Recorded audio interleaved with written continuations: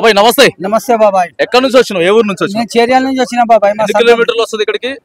చేర్యాల అంటే దగ్గర దగ్గర ఇది 60. అంటే నేను జనగాం నుంచి వరంగల్ దాకా అయితే బస్సులో వచ్చిన బాబాయ్. ఆడికి వెళ్ళి నడుచుకుంటూ వచ్చిన. జనగాం చేర్యాల నుంచి జనగాం దాకా నడిచిన. ఆడికి వెళ్ళి నడుచుకున్నా, ఎందుకంటే ఎండుంది కదా బాబాయ్.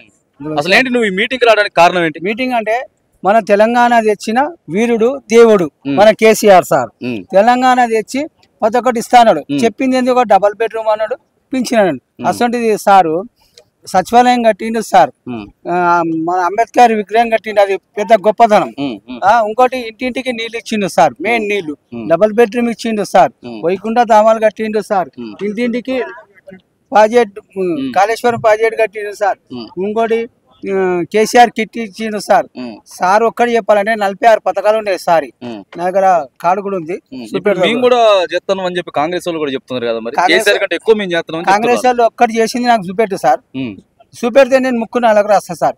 కాంగ్రెస్ వాళ్ళు ఏమన్నా 6 పథకాలు అన్నారు. 6 పథకాలలో ఒకటి బస్ ఫ్రీ, బస్ ఒకటి పెట్టిండు. బస్సు పెడితే ఏముంది బాబాయ్, అందరూ ఆడోళ్ళు తిడుతున్నారు, సిగలు పట్టుకుంటున్నారు. కానీ ఆడోళ్ళు ఏమంటారు, పెట్టిని వేరే ఇక మోటుగా అంటున్నారు, మనం అనలే బాని మోటుగా. అది చేసిండు. ఒక కరెంటు ఫ్రీ అన్నాడు. ఫస్ట్ లో కరెంటు ఫ్రీ అన్నాడు, అది కొంతమందికి వస్తుంది, కరెంటు లేదు. ఇప్పుడు మళ్ళా వచ్చి ఏం చేసిండు సార్, అన్ని ఉన్న బిల్డింగ్లన్నీ కూడా తెంగిండు. వాళ్ళ కలకల ఉసురు పూసుకున్నాడు హైడ్రా తోటి. అన్ని బిల్డింగ్లు కూడా తెంగిండు. చూడడానికి మంచి ఆకర్షణగా ఉన్నావు. ఏంది ఈ అవతారం? మంచి డ్రెస్, గొడుగు, నువ్వే చూడడానికి మంచి అట్రాక్షన్ ఉన్నావు. నేను చెప్తున్నా కదా సార్, కేసీఆర్ సార్ మాది సిద్దిపేట, కేసీఆర్ సార్ చింతమడక. కేసీఆర్ సార్ 80 నుంచి చూస్తున్నాను, చిన్నగా ఉన్నాం. 80 నుంచి మా చింతమడక. చింతపండు ఏం చేస్తుంది, ఎల్ల పని చేయదు. మా సారు చింతమడక వేసండి, మహిళ అయినా వేసండి, టైగర్ అయినా బక్కగుండు, మరి ఉక్కు పిడుగు మా సార్ది.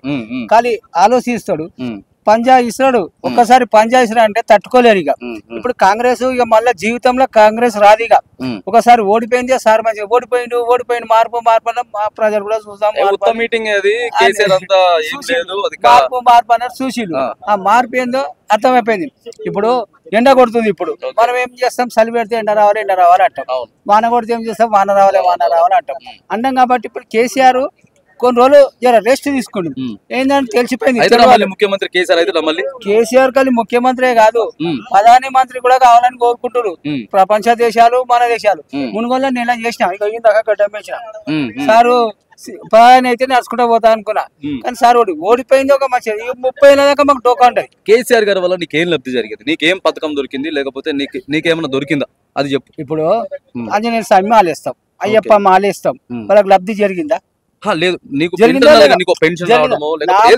నాకు కాదు, ఎందుకంటే ప్రతి ఇంటికి ఏదో ఒకటి అందింది కేసీఆర్ పథకం.